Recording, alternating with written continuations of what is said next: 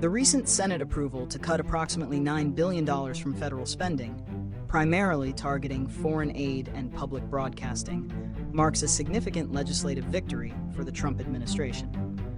This move is part of the administration's broader effort to assert greater control over federal spending and reduce what it views as wasteful or unnecessary expenditures. Background of the cuts.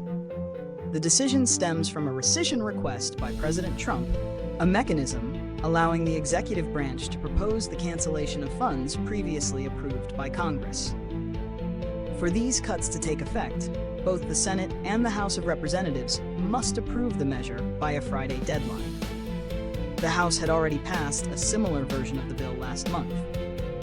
The proposed cuts include about $8 billion from foreign aid programs, which encompass various international assistance initiatives like humanitarian relief, global health programs, though some, like PEPFAR for HIV/AIDS, saw last-minute exemptions, and economic development projects.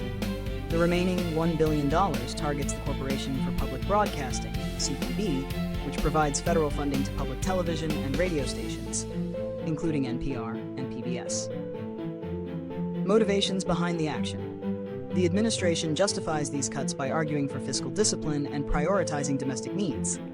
For public broadcasting, the rationale often includes claims of political bias and the belief that such media outlets should be self-sufficient. Regarding foreign aid, the argument centers on perceived inefficiencies and a desire to reduce U.S. financial commitments abroad, often aligning with an America First foreign policy stance. Potential implications. The implications of these cuts are varied. For foreign aid, critics warn of severe humanitarian consequences, potentially exacerbating global health crises and weakening U.S. diplomatic influence, creating a vacuum that other global powers might fill. For public broadcasting, especially local stations in rural and underserved areas, the loss of federal funding could lead to station closures, reduced emergency alert services, and diminished access to educational and cultural programming. This legislation represents a substantial win for the Trump administration in its ongoing power struggle with Congress over budgetary authority. The recent Senate decision to approve $9 billion in federal spending cuts, primarily impacting foreign aid and public broadcasting, stems from key objectives of the Trump administration: fiscal conservatism and wasteful spending. A primary motivation is the administration's emphasis on fiscal discipline and the reduction of what it deems wasteful and unnecessary government expenditures. President Trump and many Republicans argue that significant portions of the federal budget are inefficiently spent. These cuts are presented as a step towards reducing the national debt and ensuring taxpayer money is used more effectively on domestic priorities. The administration's Department of Government Efficiency, DOE initiative, has identified many of these targeted programs as ripe for reduction, reevaluating foreign aid's effectiveness. For foreign aid, the administration often questions its efficacy, citing concerns over waste, fraud, and abuse in international programs. There's a strong belief that American taxpayer dollars should primarily serve American interests directly. Some arguments suggest that foreign aid can be mismanaged or fail to achieve its intended goals, and that the U.S. should reduce its financial commitments abroad. This aligns with an America First foreign policy, prioritizing domestic needs and perceived self-reliance over international assistance. Concerns over public broadcasting's bias. Regarding public broadcasting, NPR and PBS, the administration and its supporters frequently argue that these outlets exhibit political bias, leaning leftward in their coverage. The contention is that taxpayers should not be forced to subsidize media that they believe offers partisan content. They suggest that in today's diverse media landscape, government funding for such entities is outdated and undermines journalistic independence. The aim is to push public broadcasters towards greater financial self-sufficiency through private donations, rather than federal support. In essence, these cuts reflect a core philosophy of smaller government, reduced international obligations, and a challenge to perceived ideological biases in publicly funded institutions. The Senate's approval of $9 billion in cuts to foreign aid and public broadcasting will have notable consequences for both domestic services and international relations. Impact on foreign aid and global stability.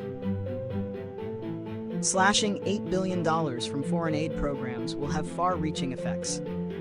Humanitarian efforts, including providing emergency shelter, food, water, and healthcare in crisis-stricken regions, will be significantly hampered. Programs aimed at combating infectious diseases like HIV/AIDS, despite some last-minute exemptions for PEPFAR, malaria, and tuberculosis, could see their effectiveness diminished, potentially leading to increased suffering and the resurgence of preventable illnesses globally. Furthermore, these cuts could weaken U.S. diplomatic influence and create a vacuum that other global powers like China might fill, impacting America's standing in the world.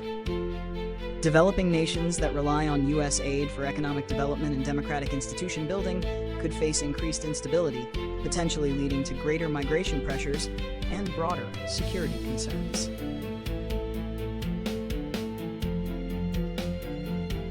Consequences for public broadcasting.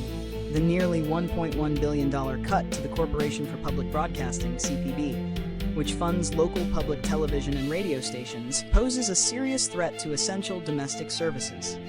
Many of these stations, particularly in rural and underserved communities, rely heavily on federal funding to operate. Consequences could include station closures, especially for smaller independent stations that serve as critical sources of local news, emergency alerts like tsunami or wildfire warnings, as highlighted by some senators, and educational programming. Reduced programming, fewer resources for quality educational content for children, e.g. PBS Kids programs, cultural programs, and in-depth journalism. Impact on emergency services. Public broadcasters often play a vital role in disseminating emergency information, and reduced funding could compromise this critical function, particularly in areas with limited alternative media. While the cuts are a relatively small fraction of the overall federal budget, their impact on the specific programs and the communities they serve could be profound. Addressing the substantial $9 billion cuts to foreign aid and public broadcasting requires a multifaceted approach involving legislative action, alternative funding, and strategic adaptation. Legislative solutions. The most direct solution is for the House of Representatives to reject the Senate's version of the bill before the Friday deadline. If the House does not pass the exact bill approved by the Senate, or if it makes changes that the Senate does not then concur with, the rescission request would expire, and the funds would be released as originally intended. However, given the House already passed a similar version, this is an uphill battle. Future legislative efforts could involve restoring funding in subsequent appropriations bills. While this specific rescission package might pass, Congress can, and often does, reinstate funding in future annual spending bills. This would require bipartisan consensus, which is often challenging. Targeted amendments. Some senators attempted to amend the current bill to save specific programs, like PEPFAR, which saw a partial reprieve, showing that even within a push for cuts, there can be efforts to protect vital initiatives. Alternative funding and adaptation. For programs facing cuts, seeking alternative funding sources is crucial. For foreign aid, non-governmental organizations, NGOs, and international bodies receiving U.S. aid will need to intensify their fundraising efforts from private donors, philanthropic foundations, and other international governments. Developing countries that rely on U.S. aid can also work to strengthen their domestic revenue mobilization through tax reforms and improved spending efficiency to become less reliant on external assistance. For public broadcasting, public TV and radio stations will likely increase their reliance on listener-viewer donations, corporate sponsorships, and state-local government funding. They may also explore new business models or collaborative ventures to maintain services, especially in rural areas where federal funding is a lifeline. Senator Mike Rounds noted a deal to reallocate some Interior Department funds to support Native American public radio stations, demonstrating a potential avenue for some targeted relief. Advocacy and public awareness. Advocates for foreign aid and public broadcasting will continue to raise public awareness about the value and impact of these programs, highlighting the role of public broadcasting in emergency alerts, education, and local news, as well as the humanitarian and strategic benefits of foreign aid, can build public pressure on lawmakers to restore funding in the future.